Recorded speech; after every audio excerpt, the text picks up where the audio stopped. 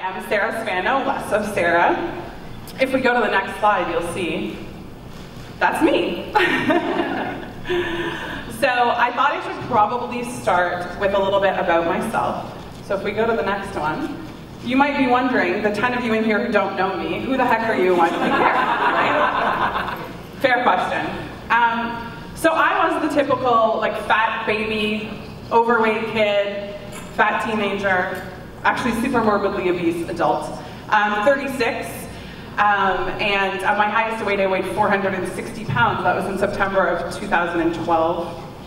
I had VSG, vertical sleeve gastrectomy surgery, in November 2012 with Dr. Aceves. You see on your tables you have Mexicali bariatric brochures.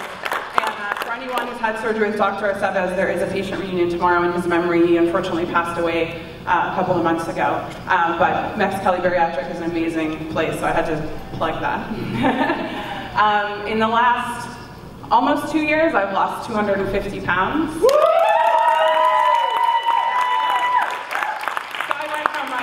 Size 32, 34 to about a 12, 14, and the next slide is what everyone wants to see, the before and after.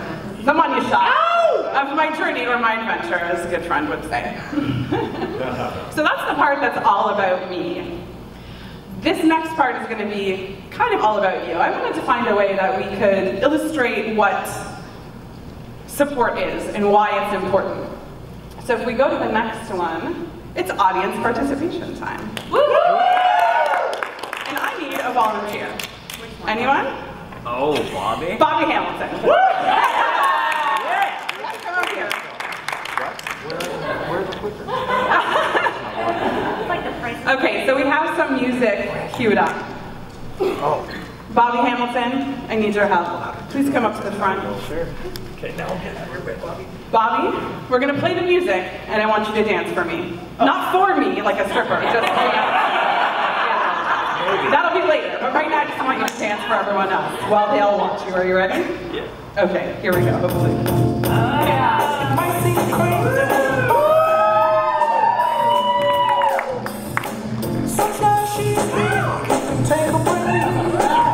Oh my. Who else wants to dance? Who wants to dance? It's the first one of the day, so let's get up and get some activity, okay? Anyone? Stand up at your table. Stand up at your table. Okay, here you go.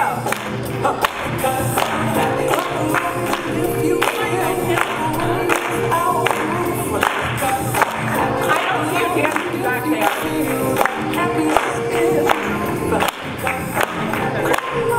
Oh my God, I love it.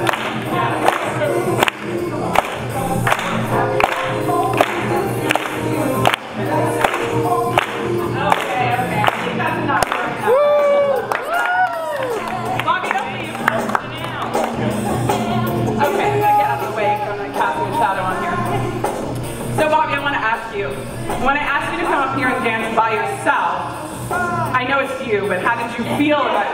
How did you feel dancing by yourself with everyone looking at you? I'm a little nervous. Mm-hmm. How did you feel when I was dancing with you? Keep it PG, Bobby. I felt awesome. Okay, and what about when everyone got up and danced? How did you feel then? Much better. Right. Thank you, Bobby.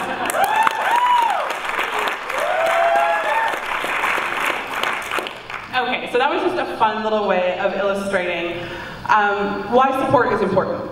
Okay, and this can apply to anything, not just weight loss. But when you do anything on your own, you feel vulnerable. You feel alone. You feel like everyone is watching your every move. You don't have anyone else to look to understand where you're at or whether you're doing well or doing things properly. You're out there all alone. Even just one other person there to support you makes a world of difference, because suddenly everyone's eyes aren't on you. Suddenly you've got someone to play off of. You've got someone to check and see, well, what are they doing? Are we doing the same thing? How are we doing? Where are we at? The more people that you get supporting you, doing the same thing with you as a community, the more comfortable you feel. The easier it is, because now you've got all of these people and you've got all of their experiences, and you can take from each one and see, well, what are they doing? Well, what are they doing? Where are they at? And that's really why support is so important on your weight loss journey and in the community. Okay? It's because when you're all alone, you don't have those signposts, you don't have those markers, you don't have anyone to go to for support or anyone to look to take the journey with you. The more people that you have, the better it is. So rather than, get out the Webster's and, give you the definition of support, I thought that might be a little bit more fun this afternoon. So I hope you guys enjoyed that, I did. Okay, we can go to the next slide. So here I wanted to talk about, part of what I wanted to talk about today is how support is important in the whole of your journey or your adventure. It's not just about, and I'm talking, a lot of this is related to weight loss surgery, only because weight loss surgery makes for an easy timeline, but it also applies to a weight loss journey in general. It's not just for people who've had surgery, but surgery makes it easier to split it into places. So we'll say pre-surgery. What does support look like? What does it do for you? How can it help? Okay, one thing is research, and anyone who knows me knows I'm really into this. I'm really into the idea of researching, knowing exactly what you're getting into, and knowledge and research sort of go together too. But the idea is that as you get into the community, as you get more support, you can reach out to other people, you can get different resources to try and help you figure out exactly what you're doing, figure out where you need to be, figure out what's going to happen. All of those things are really important. So research obviously leads to knowledge too. Knowledge also has to do with other people's knowledge. So that can be people on forums, it can be people online, it could be anywhere that you can find people who know about the type of surgery that you're having, or the type of diet that you're doing, or the type of weight loss journey that you're pursuing. Setting expectations is a big one. Pre-surgery or at the beginning of your weight loss journey. Okay, everyone has certain ideas of what's going to happen, and sometimes those are realistic and sometimes they're not. So the more you can actually find out about other people's experiences, the easier it is to set expectations for your own journey. And dealing with fears is a big one, and this is something that I know I dealt with, and a lot of people on YouTube or on Facebook that I see deal with fears post-surgery, or pre-surgery, I should say. Or again, even at the beginning of your weight loss journey. It's a difficult time, and everyone's going to have fears and doubts, and the more people that you can speak with, the more people's experiences that you can get familiar with, the easier it is for you to assuage those fears. Immediately post-surgery, at the beginning of your weight loss journey, realistic expectations is a big one. So we talked about setting expectations. How realistic are your expectations? Well, this is the time that you're going to find out.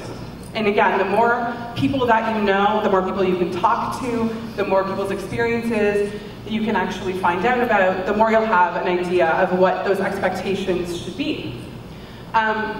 Physical issues and emotional issues, again, those kind of go together. Those of us who have had weight loss surgery, everybody knows there's physical things that happen, and sometimes there are things that your doctor, your surgeon might not tell you about, and you may have questions. It's always great to have someone or somewhere to go to get those questions answered. Is this normal? Is that normal? Should I have pain here? Should I not? Same with emotional issues. There's things that a lot of us all go through, whether it's morning food, or whether it's feeling regretful about having surgery. How many people had the why did I do this moment if you had weight loss surgery, right? Yes. I think everyone's had that moment once or twice.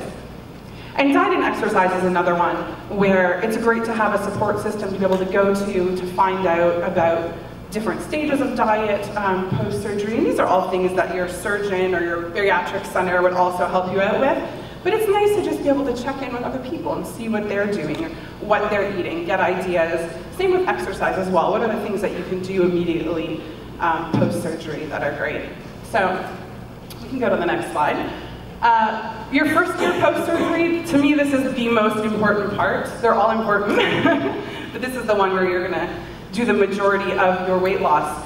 Diet and exercise, again, here is very important. In this case, it's more just sharing ideas and getting ideas from other people. What are they eating? What kind of recipes are they making? What kind of foods are they buying?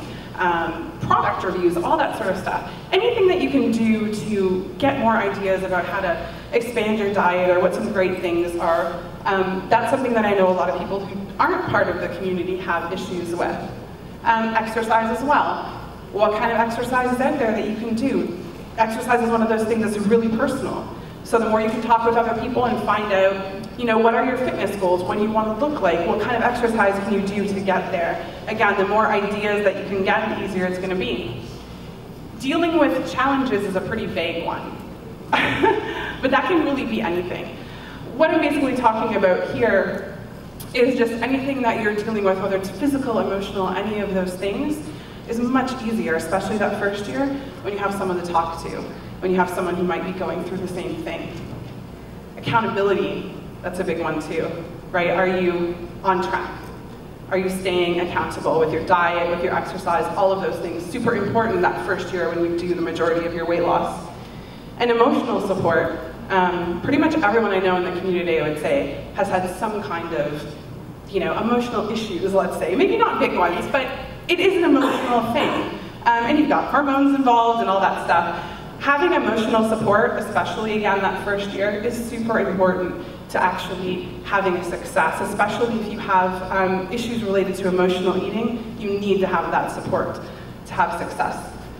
Long-term post-surgery, also important, and that's kind of where I'm at. Accountability is a huge one. I see Tanya nodding. Accountability is a huge one when you're years post-surgery. It's a lot easier to fall off the wagon. So you need to have that support system to help you stay accountable, stay on track. Motivation. Easy to lose it once you're at your goal weight or close to your goal weight or even under your goal weight. Really easy to lose your motivation. The more people you have in your community, in your circle, the easier it is, again, to stay accountable, to stay on track, and to stay motivated to keep that weight off. Emotional support, big one, years post-surgery too. I know, and I talked about the first year post-surgery, but those things don't necessarily go away. And when you do have a big weight loss, there are things that are going to change. And that emotional support still remains important throughout.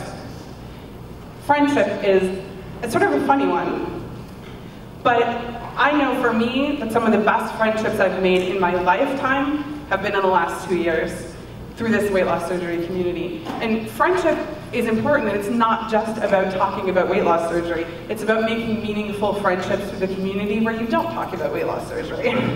And that is just generally important.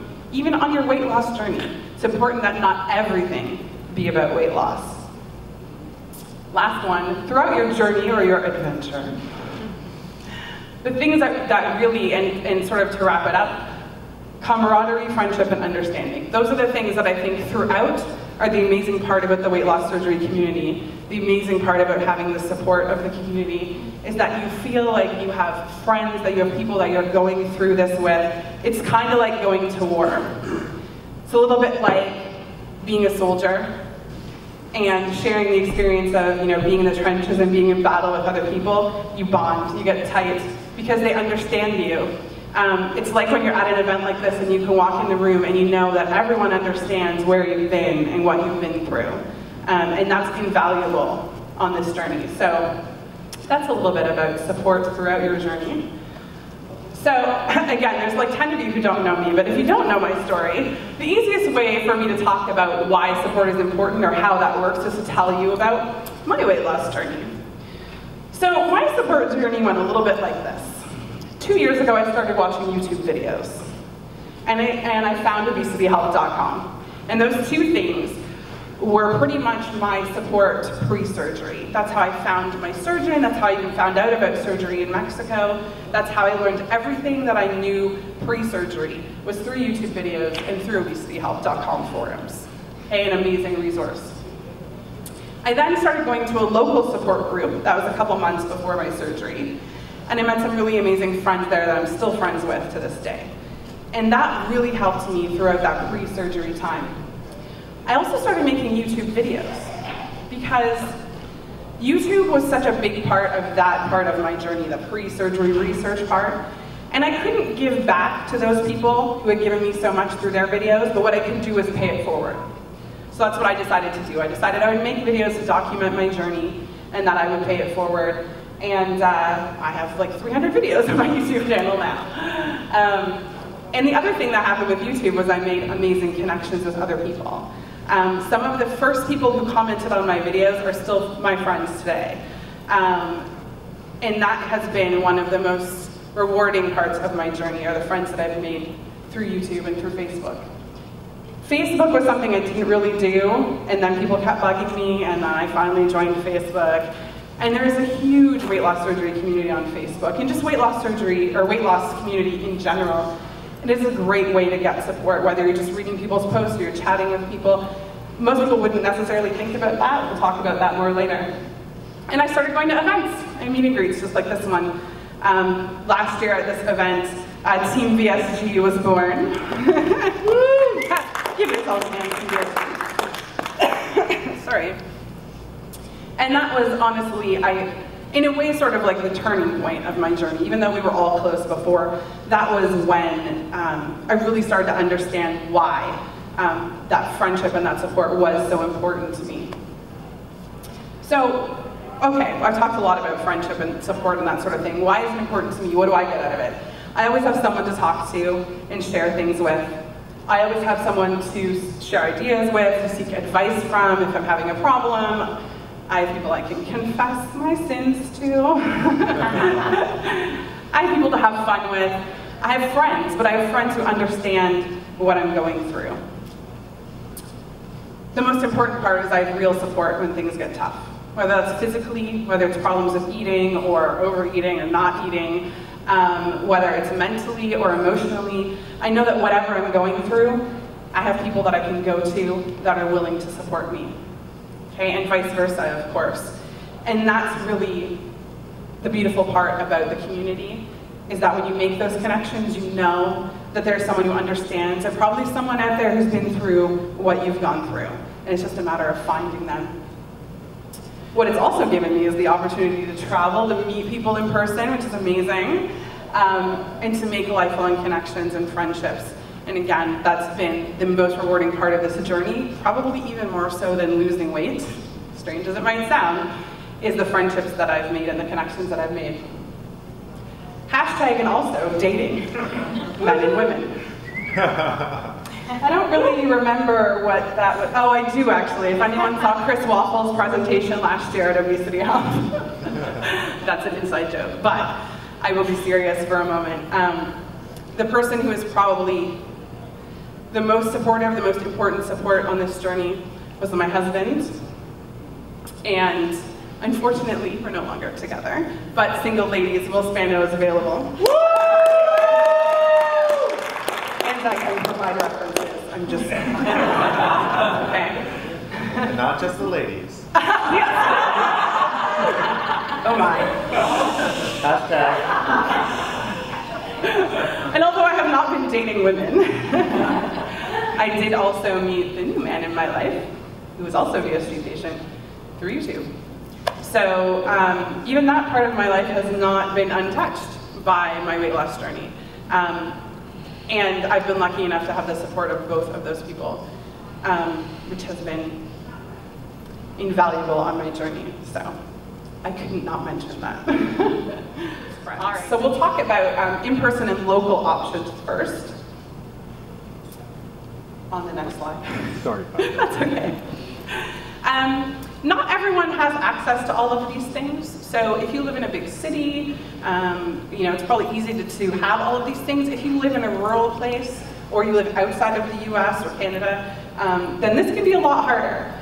But support groups that are run by your surgeon or a bariatric center, that's a great place to start when it comes to support. Everyone feels differently about support groups. They're not for everyone. Some are better than others, but it's definitely something that you should at least try if it's something that's offered in your area or by your surgeon or hospital.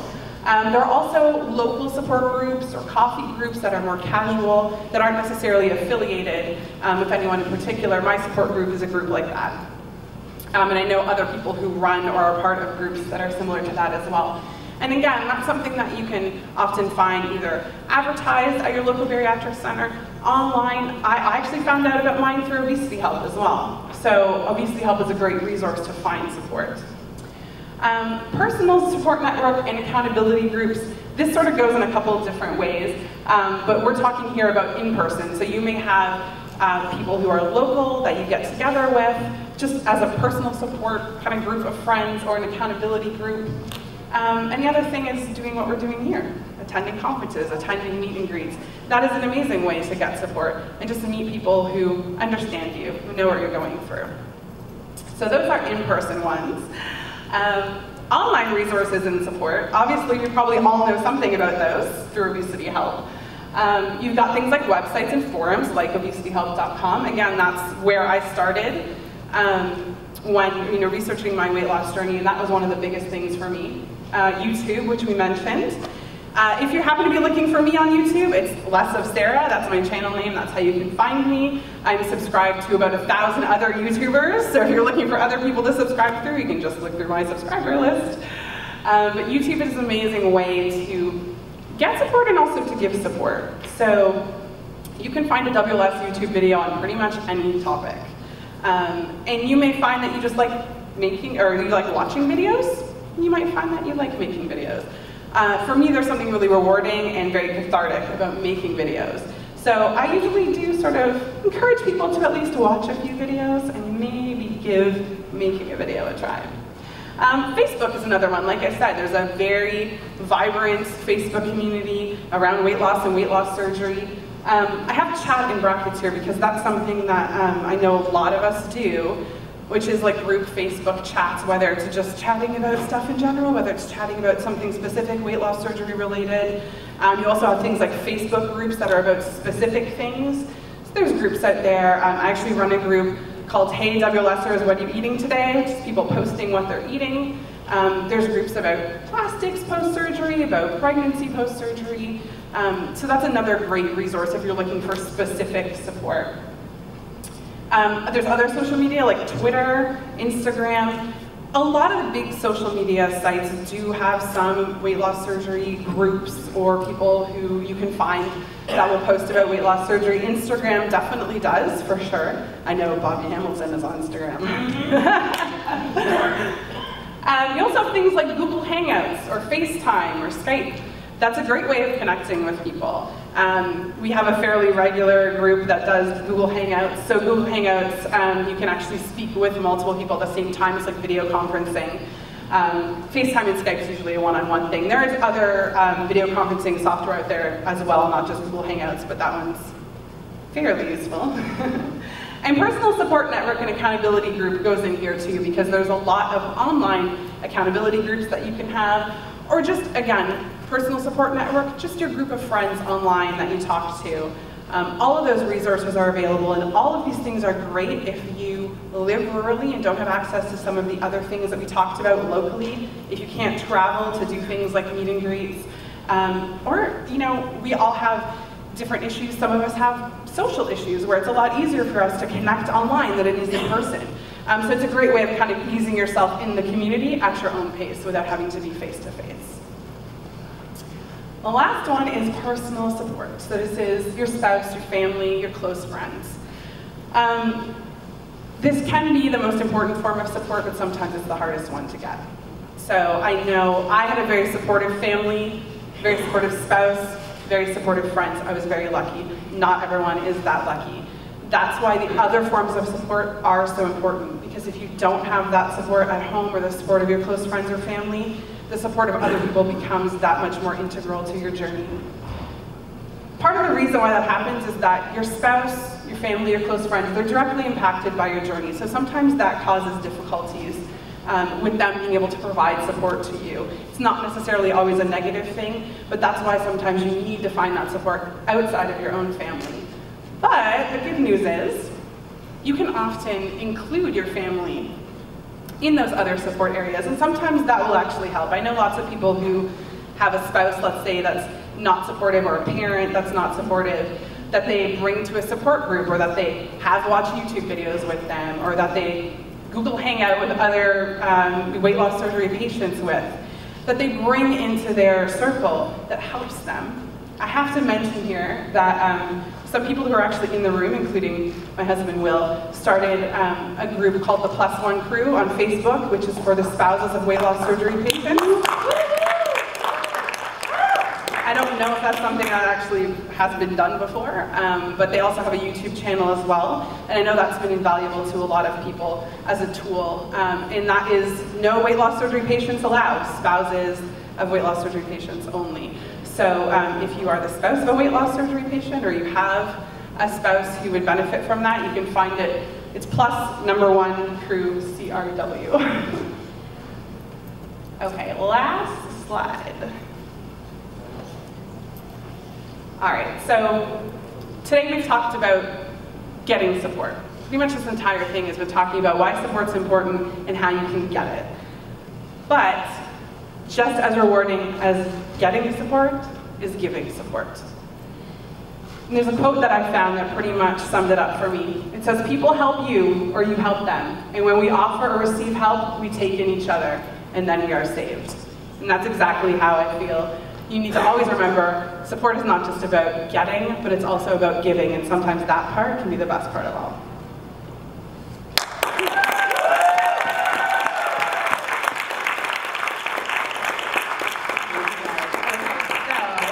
I promised we would do some Q&A.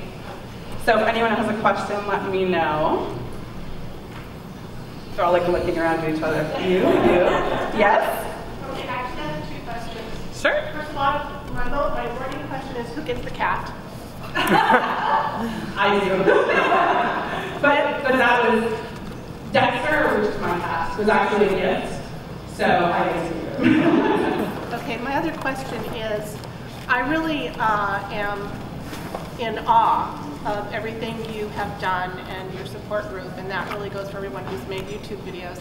I'd like to know, as someone who, I'm a very private person and I really value my privacy, but if someone wanted to open up, my biggest fear is negative comments, negative things that I really don't have time to deal with, but probably ought to answer it, that sort of thing. How have you, I mean, I'm assuming you've had some little bit of experience like this, I hope not very much, but how have you dealt with it? That's a good question. I don't know, did everyone hear the question? Okay, so I have to say that I was sort of afraid of that at the beginning too. I have not really had that many negative comments on YouTube videos. Even things that I thought I would get a lot of negative comments about, I haven't had as many as I thought. So I haven't really had to deal with it. But I guess for me, it was just a matter of, I try to concentrate on the positive aspect of things, and I always say if one person's helped by video that I make, then I did my job. If like 99 other people are pissed off about it, oh well. Because I'm only worried about that one person that actually got something positive out of it, or learned something, or was helped by it. So I just try and focus on that part of it versus the other part. But I've been lucky enough to not get a whole lot of negative feedback, and most of the people I know also haven't really. I think that a lot of people are afraid of making videos because they are private and they don't want to necessarily put themselves out there. One thing that you can do is make your YouTube videos but leave them private. So you have 3 options. You've got private videos, which only you can view. You've got unlisted, which means it's not a public video, but anyone who you give the link to can see it. Or you have public videos, which anyone can search and view. So I usually suggest to people, you can start making your videos and just leave them as private. And you might never want to share them and make them public, but at least they're there for you. And if you do want to make them public at some point, you can go ahead and just publish them and they're widely available. So that's sort of how I try to encourage people to get into it, is just make your videos and make them private. You may never want to share them, but at least they're there for you.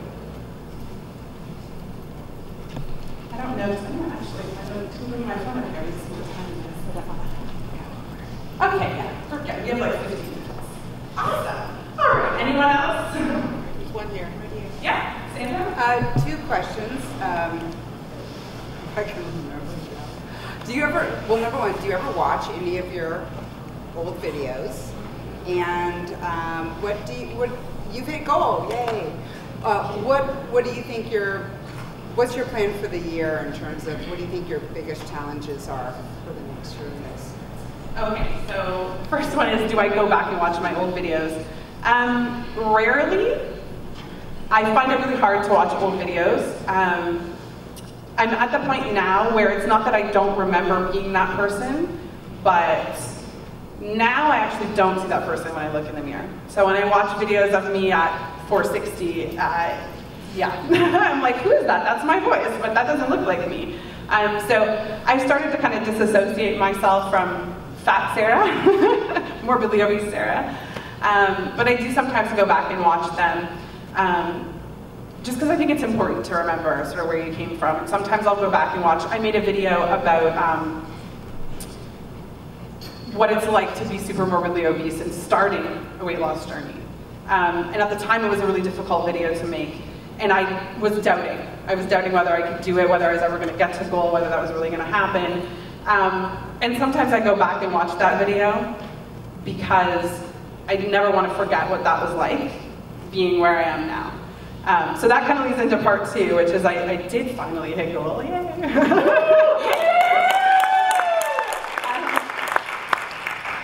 So, I mean, that was clearly important to me to get there. I'm a really sort of goal-oriented person, so for me, I had to get there. It doesn't mean I don't still, I'd still like to lose some weight. I still have plastics hopefully coming up within the next couple of years, not exactly sure, but that's one of my goals for sure, is plastics. And for me, that's also part of my fitness goals, so I want to make sure that before I have plastics, I'm fit, I'm healthy, all that stuff, so I get the best result that I can. So my goals have sort of shifted now to short-term trying to maintain my weight or lose a bit more weight if I can. But at the same time, and I talked about this in videos as well, the closer I got to goal, the less I actually cared about the number on the scale. So I realized that even though I had a goal and I felt like I needed to get there, the goal for me was really just being happy and being happy with myself. And I'm at the point where I'm happy with the way I eat, I'm happy with the way my body looks as far as the size of my body, the excess skin maybe not, but I'm happy with myself finally. So that was really my goal. So I hit that goal. The number on the scale is great. I was glad that I got there, but I was kind of relieved when that happened. So I was like, okay, good, I did that, and now I can concentrate on just being at a weight that makes me happy and concentrate on fitness goals and all of that other stuff. I felt like there was a lot in my life I was holding myself back from doing because I would say, when I'm at goal, then. Well, now I have to concentrate on losing weight, but in maintenance I can. And everything was like, when this happens, which I don't think is good, by the way. But for me, now I'm there. And so now it's time to do all those things that I said I would do when I hit goal. Yes? I had actually 2 questions to keep up with the trend of 2 questions. Okay. They're both about Facebook. The one is, some people just have like one page and it's their personal page, like their real name on it, and that's all they use. And some people have like a personal page and then they have a separate weight loss page, and they try to keep them separate. Which do you think is better to do, or do you think it's like a personal choice? Okay, yeah. That's still part 1. Oh, that's still, okay, well let me answer that one, and then we'll do the next one. So we're talking about Facebook. Do you have one account, or do you have separate accounts? So some people will just, sort of friend people in the weight loss community and talk about weight loss stuff on their regular Facebook account, and some people will create a separate account. I created a separate account because I didn't really use my personal account anymore. So my Facebook account is less of Sarah VSG, if you want to friend me. And part of the reason I did that as well is I didn't want to necessarily expose all of my family and friends to all of my weight loss and fitness stuff on there. So I created a separate account, and for me that was the best choice. You can actually create groups on Facebook so that only certain people see certain posts. I thought it was too much work for me personally, so that's not the way I do it. But there are actually a lot of options on Facebook for who sees certain posts. If you are the kind of person who is not open about your surgery or about your weight loss, then you may want to create a separate account. But I know a lot of people have a hard time maintaining 2 accounts. So if you use your personal Facebook account a lot, you may not want to do a separate account. You also have to consider the friends that you have on your personal account. I know some people have issues with their friends and family complaining about all their weight loss stuff on their account. So it really comes down to personal choice. I think there's advantages and disadvantages to both. But I think you have to kind of just do what makes the most sense to you, and also consider, the friends that you have or the friends and family on your friends list and how they're going to feel, and whether you can sort of separate things so that they're not seeing every post that you make about it. So. And then part 2 is when you're trying to make new friends on Facebook, what is your advice about how to kind of safeguard your privacy but still put yourself out there to total strangers, and how to pick and choose who you're going to make friends with? Because obviously you don't want to make friends with everybody because you don't know. No. Yeah, that's for you. I pretty much don't make friends ever, but yeah, that's a good one too. I mean, some people are very guarded. One thing I definitely say is if you get a friend request, go ahead, click on it, see whether that person has friends in common with you, what they have on their page. You're gonna get creepers, you're gonna get people who are trying to sell things, you're gonna get all that stuff on Facebook just like you would on your personal account. So yeah, you definitely wanna check out the people that you get friend requests from. Sometimes if I get a friend request from someone who doesn't have other friends or friends in common with me, I might just leave it for a while because sometimes it's someone just starting a new account. And so I might go back and check and, a week later or 2 weeks later and see what's going on. Another thing that you can do if you are starting a new account is to message people. So you can send them a message and just say, and this happens to me a lot too, you send a message and say, hi, my name's so-and-so, I'm having weight loss surgery, or I'm looking into weight loss surgery, I'd really like to connect with you, and then, give them the option. So I've sent you a friend request, I'd love it if we could connect, or whatever. And that way they know that you're kind of above board and what your story is. But yeah, again, that's kind of a personal thing too. It's, how many friends can you keep up with? Do you only want to friend people who you talk to on a regular basis? Everyone kind of uses Facebook a little differently. Sometimes if you have a lot of friends too, one thing that you can do is if you don't want to see someone's post, you can always hide their particular feed or unfollow them so you're not going to see all of their posts, but you're still friends with them. As far as what you share, that's also really personal too. I've never thought, I can't believe so-and-so isn't posting pictures of their kids on Facebook or whatever it is. So, or their house or their spouse. Especially if you have just a weight loss surgery related account, that's the other thing is if you are really concerned about your privacy, it's just as easy to create another account where you're not going to post photos of your kids or information about your family or any of that stuff. So that is, if that's something that's a concern, that's another reason sometimes to have a separate account. Yes, Christy. I just want to say you're a total inspiration. And your journey has been amazing to watch, and so thank you. But I wanted to say, so now I'm a year out and I make videos as well, and it gets kind of like, now that you're at goal, I'm not at goal, but it gets a little mundane to make videos every week for me. How do you foresee your future in YouTube? Like, how long do you see yourself making videos, and how do you keep it exciting, or what are the reasons you're doing it? Is it accountability still, or just thoughts on that? Well, whether it's exciting or not is for you guys. I always kind of made a promise to myself, because there's so many people, and I totally understand why at this point too, that start making videos and then stop making videos. I promised myself that I would at least make videos through to goal basically, and then at least a year beyond. Only because I know that it gets, especially if you make videos all the time, it gets very difficult. You get invested in other people's story and their journey. They want to see, and I've been bad lately, I know. I was spanking myself for that, okay? I haven't made a video. There's some personal things going on. But I think that it does get harder because there's less to talk about in some ways. So if you're talking about a weekly update, it's hard to come and be like, so I gained 6 ounces this week. So sometimes it can be difficult just to find things to talk about or just to make time, because you do have that transitional part where the weight loss becomes not as important in your everyday life. For me, because I'm still a really active part of the community, it is still really important to me to make videos and watch videos and do all of those things. So I intend on making videos for the next foreseeable future. I definitely want to document my plastics journey, because I think that's really important as well. There certainly are a lot of people who have done that, which is great. But again, just as when I started making videos, part of the reason I did it is there's not that many people who are super morbidly obese that have made videos of their whole journey. And I felt like that was something that was lacking, just because there's not as many people, I guess. Same with plastics, there's not as many people who have come, who've lost the amount of weight that I have. that have documented their plastics journey. So that was something that I really wanted to do as well. So that's definitely coming up.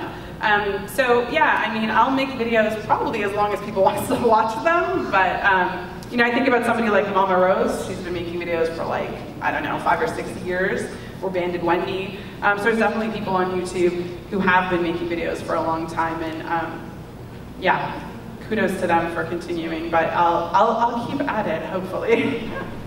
Being a couple years out, what would you consider the things that are most difficult as far as maintenance? Maybe talk a little bit about restriction.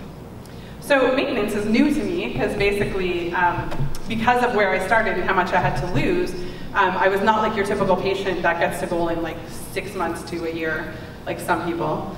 Not naming any names. So for me, maintenance is a new thing. It's really only been a couple of months. I know we had a conversation earlier about restriction. I always had a fairly tight sleeve, and for me, my restriction has not changed actually that much. I still can't eat a whole lot at one meal, but I do eat more frequently, I think. So for me, the challenge isn't so much stopping myself from eating a lot of something, because I can't do that, but it's stopping myself from eating all the time. Because for me, unlike some people, my hunger definitely returned. A lot of it has to do with what your particular kind of issue was. And I always say to people, for me, there's 2 things that are really important. It's really important to figure out what your eating issues were, but it's also important to figure out what the emotional and mental issues were that caused you to become obese, right? Until you figure those 2 things out, I think maintenance is really difficult because you don't know how to avoid those things, right? For me, I know emotional eating is not an issue, so I don't have to worry about that. For me, quantity of food that I ate was an issue. So in a way, it's a little bit easier for me because what I used to do, which was basically binge eat, I can't do anymore. But I can still eat things that are high calorie and not so good for me. Like I could eat ice cream and, you know, have 8,000 calories a day if I wanted to. So it's still a problem. And then I finally figured out for me what the mental and emotional issues were that caused me to become morbidly obese. And that was a very freeing sort of experience, and that really helped me as far as trying to plan maintenance and moving forward. So I think those are sort of the important things, and those are the challenges in maintenance, is making sure that you figure that out so that you can remain successful. Oh, see one over here. It's Mike, right? First, keep making videos. And I appreciate everybody who's been out there like Tanya who've made them out, because it's nice to see people who've gone ahead, and I really look forward to those, and I appreciate Kirk and all those people that make those. My question is a Facebook question, and if I have a personal Facebook account and then my weight loss Facebook account, and not that I have a problem with anybody knowing, I've tried to isolate them out. Facebook's been really good at telling these people, you should be friends with this person, right. And so now they're dripping over, which is fine, and I somehow feel compelled to say, you know, this is about weight loss. And I don't know if that's, I guess my question is, do you think that's necessary to do? Or do I just say, you want to see this stuff, rock and roll? Or is it something that I kind of want, part of it is protecting the community from people not in the community.